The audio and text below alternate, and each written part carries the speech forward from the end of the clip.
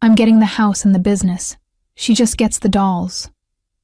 Sebastian's voice echoed through the lawyer's office with such smug satisfaction that I wanted to throw something at his perfectly styled head.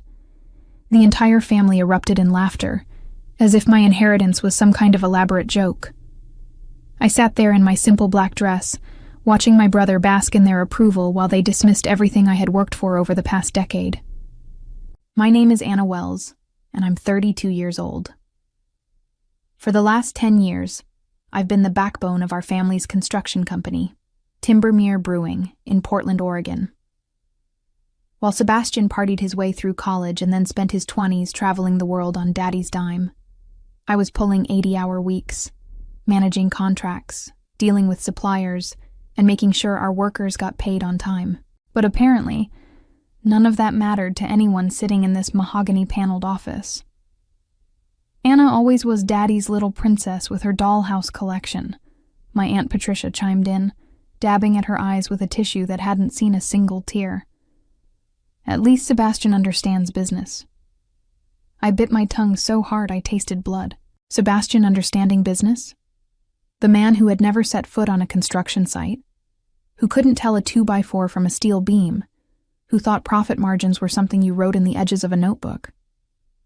But I kept my expression neutral, my hands folded in my lap, because I had learned long ago that defending myself to this family was like trying to reason with a pack of wolves.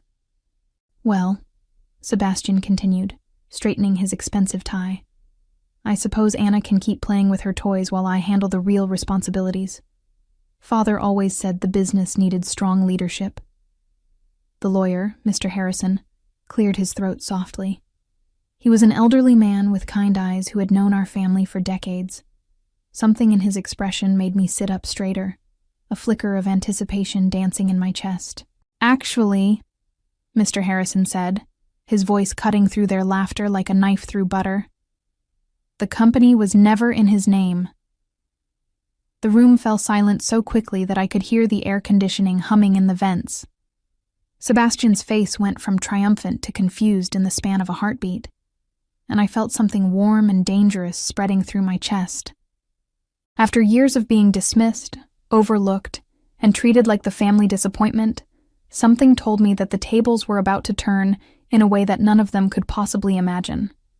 Growing up as the youngest child in the Wells family meant learning early that my opinions didn't matter much.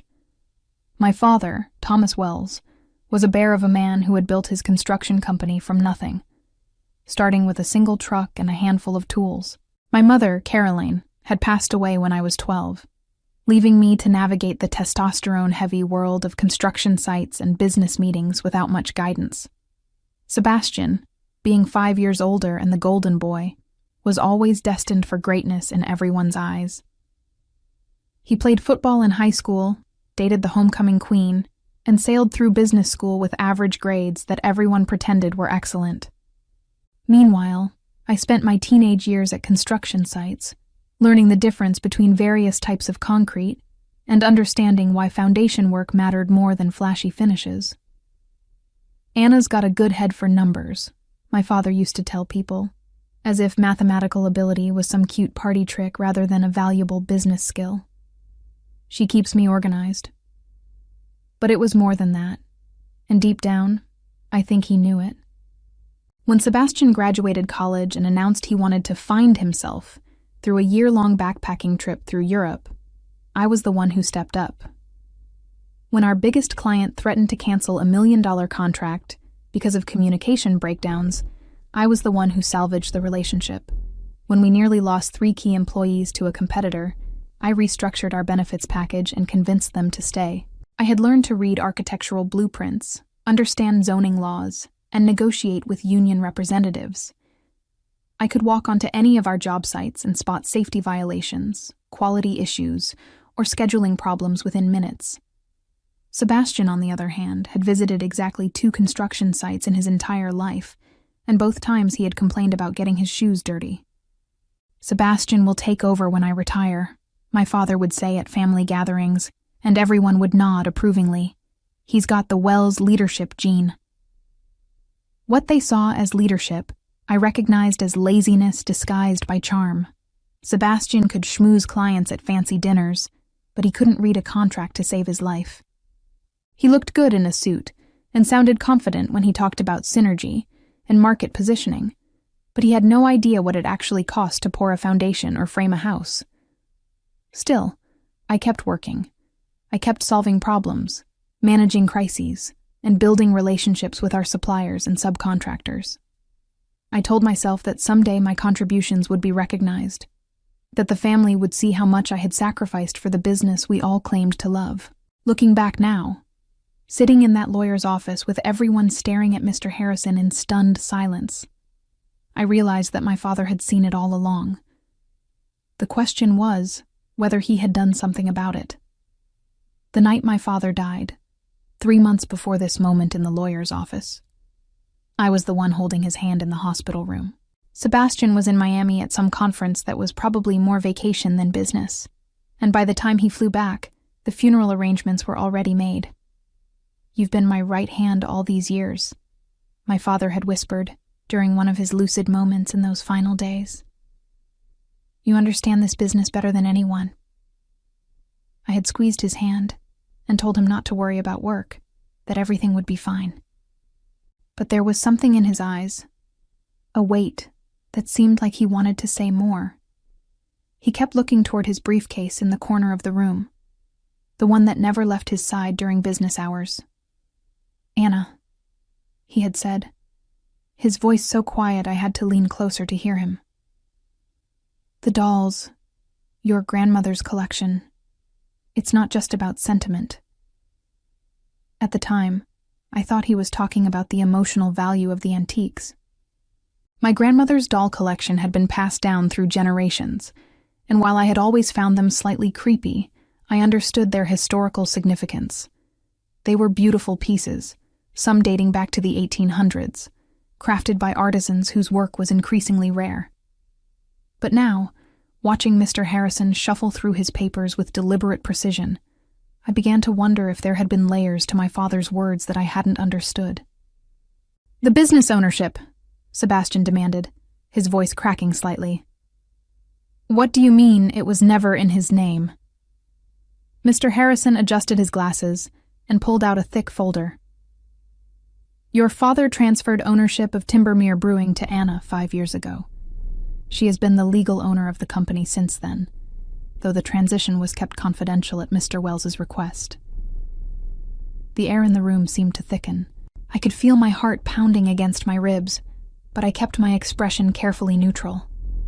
5 years ago was when Sebastian had decided to spend 6 months in Thailand, exploring his spiritual side, while I was managing the largest contract in our company's history. "That's impossible," Sebastian said, but his voice lacked conviction. "I'm his son. I'm supposed to inherit the business. The will you're inheriting today pertains to Mr. Wells's personal assets," Mr. Harrison continued calmly. "The house, his personal investments, and various family heirlooms. The business has belonged to Anna since 2019. I finally allowed myself to smile, just a little. Around me, I could see the family exchanging confused glances, their earlier celebration curdling into uncertainty. Sebastian's face had gone pale, and for the first time in my adult life, he was looking at me with something that might have been respect. Or maybe it was fear. "This has to be some kind of mistake," Sebastian said, his voice rising with desperation. "Anna doesn't know anything about running a company. She's just the bookkeeper." The words hit me like a physical blow, but instead of anger, I felt something cold and calculating settle in my chest. After 10 years of being dismissed as just the bookkeeper, the moment of truth had finally arrived. I watched Sebastian's face cycle through disbelief, anger, and growing panic as the reality of his situation began to sink in. "I assure you there's no mistake," Mr. Harrison said, pulling out a legal document thick enough to use as a doorstop. "Miss Wells has been the sole owner and operator of Timbermere Brewing since September 15th, 2019. Your father made this transfer to protect the business from potential creditors and to ensure continuity of operations under experienced management." experienced management. The words tasted sweet in my mouth even though I hadn't spoken them. I had spent years listening to Sebastian talk over me in meetings, watching him take credit for projects I had managed from start to finish, and enduring his condescending explanations of business concepts I had mastered before he learned to balance a checkbook. "But I went to business school," Sebastian protested, as if his degree trumped my decade of actual experience. "I have an MBA from Portland State, with a 2.8 GPA, I said quietly, speaking for the first time since Mr. Harrison had dropped his bombshell. "In a program you took 5 years to complete because you kept taking semesters off to find yourself." The family turned to stare at me, as if I had suddenly sprouted wings. Aunt Patricia's mouth fell open, and my cousin Jake actually dropped his coffee cup. It clattered against the hardwood floor, but nobody moved to clean it up. "Anna," my stepmother Diane said sharply, "that's no way to talk to your brother." "You're right," I replied, standing up from my chair for the first time since we had entered the office. "I should probably use his proper title. Sebastian, as the owner of Timbermere Brewing, I want to formally thank you for your years of minimal contribution to our company's success." I could see Sebastian's hands shaking as he processed what I was saying. The golden boy who had always been handed everything was finally facing a reality where his charm and connections couldn't save him. "This is ridiculous," he said, but his voice lacked its usual confidence. "Father would never. He knew I was going to take over. We talked about it all the time." "You talked about it," I corrected. He listened. "There's a difference." Mr. Harrison cleared his throat diplomatically. "Perhaps I should explain the full scope of the business transfer. Miss Wells, your father was very thorough in his documentation. Would you like me to continue reading the details?" I nodded, settling back into my chair. For the first time in years, I felt like I was exactly where I belonged. Around me, the family sat in stunned silence, their earlier celebration forgotten as they struggled to understand how completely they had misread the situation. The transfer included all business assets, contracts, equipment, and intellectual property, Mr. Harrison continued. Miss Wells also assumed all business debts and obligations, which she has been managing successfully for the past 5 years. The company's value has increased by approximately 40% under her leadership. Sebastian made a choking sound. I glanced at him and saw that his face had gone from pale to green around the edges. 40% growth wasn't luck or coincidence. It was the result of careful planning, strategic investments, and countless 18-hour days that he had never bothered to acknowledge. "Now," Mr. Harrison said, "shall we continue with the personal estate distribution?" The personal estate reading felt like watching a slow-motion car crash. Sebastian inherited the family house, which sounded impressive until Mr. Harrison mentioned the outstanding mortgage balance of $300,000. He also received my father's personal investments, which had been severely depleted over the past few years to cover Sebastian's various business ventures and extended vacations. "The antique doll collection," Mr. Harrison announced, "goes to Anna, along with all associated documentation and appraisals." Sebastian actually laughed, though it sounded more like a bark than an expression of humor. "See? I told you she gets the dolls. At least some things make sense." I kept my expression neutral, but inside I was practically vibrating with anticipation. My father's comment about the dolls not being just about sentiment was starting to make perfect sense.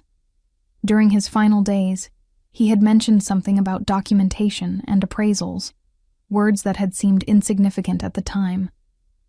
"Mr. Harrison," I said carefully, "could you elaborate on the appraisals?" The elderly lawyer smiled, and I caught a hint of mischief in his eyes. "Certainly. Your grandmother's collection consists of 47 pieces, including several rare Jumeau dolls from the 1870s and a complete set of early Madame Alexander collectibles.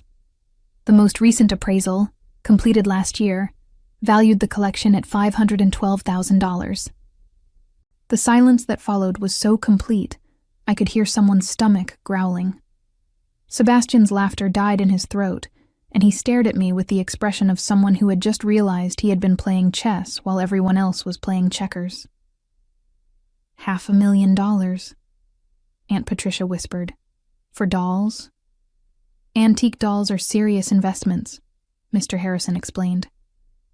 Miss Wells's great-grandmother began the collection in the 1920s, and each subsequent generation has added carefully selected pieces.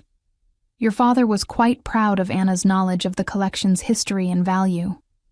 I had always been the family member who listened to my grandmother's stories about each doll, who helped her research their origins and maintain their condition. While Sebastian had been rolling his eyes and making jokes about creepy old toys, I had been learning about craftsmanship, historical significance, and market appreciation. So let me understand this, Sebastian said slowly, his voice tight with barely controlled panic. Anna gets a business worth millions plus $500,000 in antiques, and I get a house with a massive mortgage?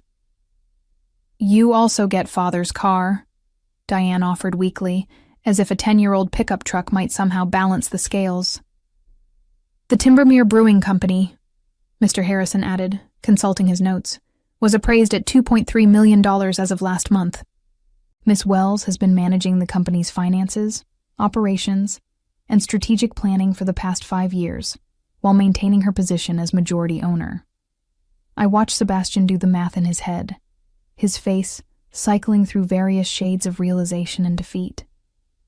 $2.3 million for the business, plus $500,000 for the dolls, plus the satisfaction of finally being recognized for my actual contributions. Meanwhile, he was looking at a house he couldn't afford to maintain, and a pickup truck that needed a new transmission. This can't be legal, he said desperately. There has to be something we can do. Anna tricked him somehow. Actually, I said, standing up again and smoothing down my skirt. I think it's time I explained exactly how this happened.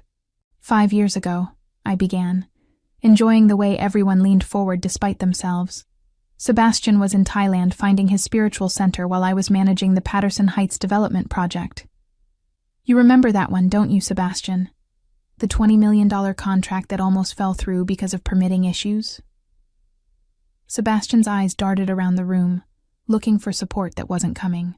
Everyone remembered the Patterson Heights project because it had been the biggest success story in our company's history.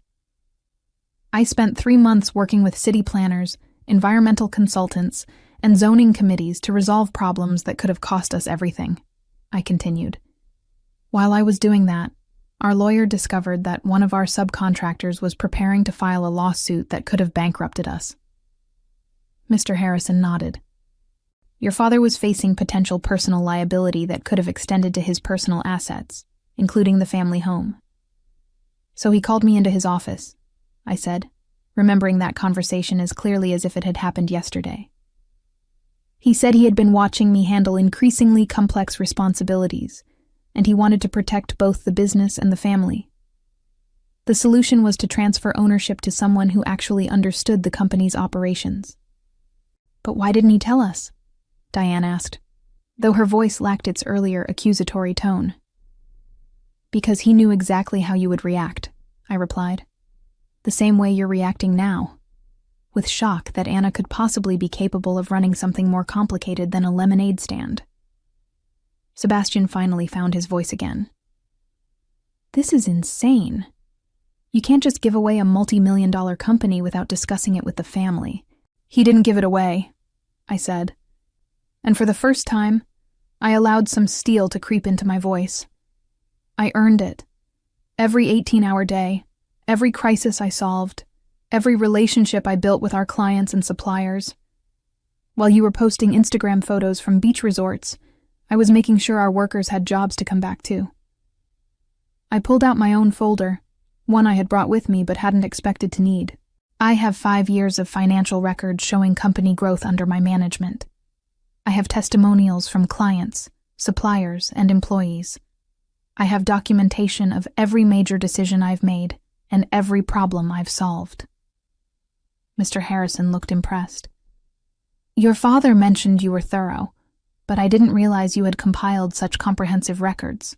I learned early that in this family, You need to document everything if you want anyone to believe you actually did it, I said, glancing meaningfully at Sebastian. Too many times I watched someone else take credit for my work.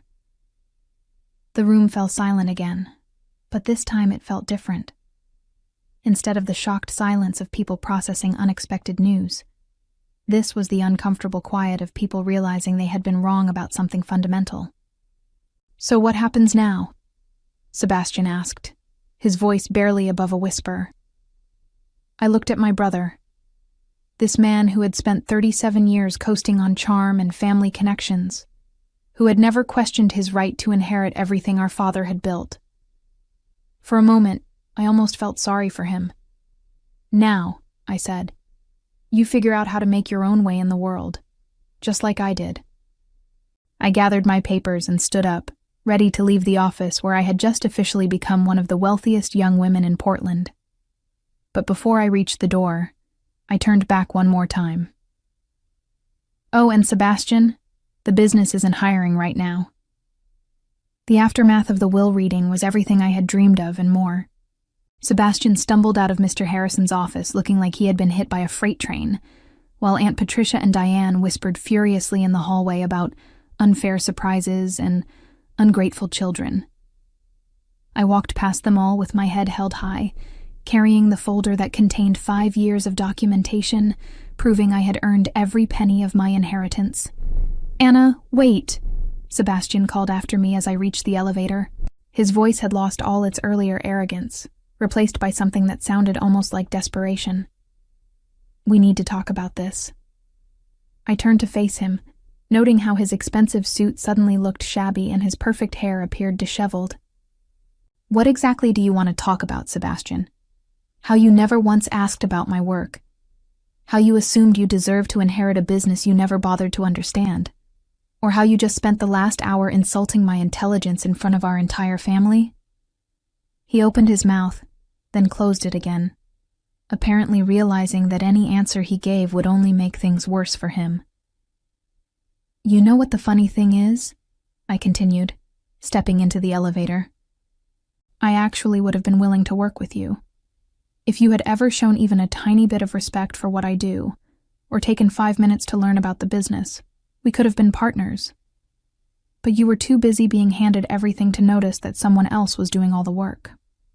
The elevator doors started to close, and Sebastian made a half-hearted attempt to follow me, but I held up my hand. "Don't," I said firmly. "You made your choice a long time ago.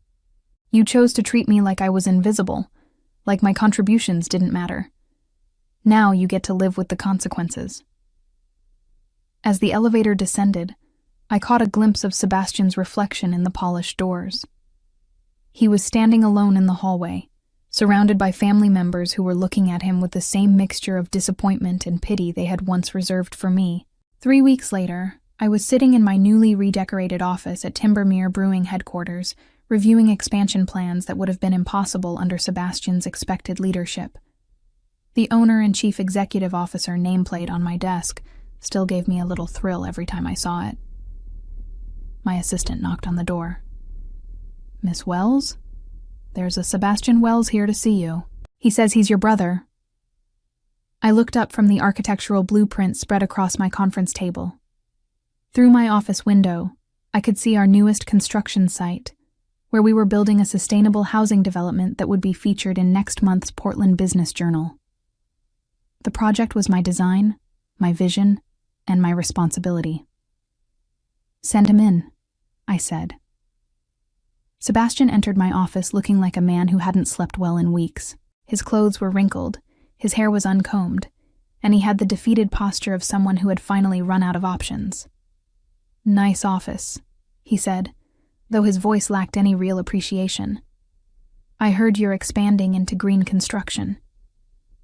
"We are," I replied, not bothering to stand up or offer him a chair. "It's a growing market, and we're positioned to be regional leaders in sustainable building practices." He nodded slowly, his eyes taking in the awards on my walls, the photos of completed projects, and the architectural certificates I had earned while he was busy traveling the world. "Anna," he said finally, "I need a job." The words hung in the air between us, and I realized that this was the moment I had been unconsciously waiting for. Sebastian Wells, the golden boy who had never worked a day in his life, was asking his little sister for employment. "I'm sorry," I said, and meant it, "but we're not hiring." Sebastian's life unraveled quickly after the will reading, as word spread through Portland's business community about the dramatic reversal of fortune at Timbermere Brewing. His reputation as a future business leader crumbled when people learned he had expected to inherit a company that his sister had actually been running for years, while his lack of real experience became painfully obvious when he tried to find employment in construction or development firms that knew the Wells family history. The family house became a financial burden he couldn't manage, forcing him to take a job as a sales associate at a car dealership while struggling to make mortgage payments on a property he couldn't afford to maintain. Within 6 months, Sebastian had to move into a small apartment and watch from a distance as his sister expanded the business he had taken for granted, knowing that his years of dismissing her contributions had cost him everything he had expected to inherit. As I signed the contract for our 4th major expansion project, I reflected on how Sebastian's years of mockery had inadvertently prepared me for this moment. His constant dismissal of my abilities had forced me to document every success, prove every point, and build the kind of comprehensive track record that made my ownership unquestionable when the truth finally emerged, teaching me that sometimes the most satisfying revenge is simply letting people discover that the person they underestimated was actually in control all along.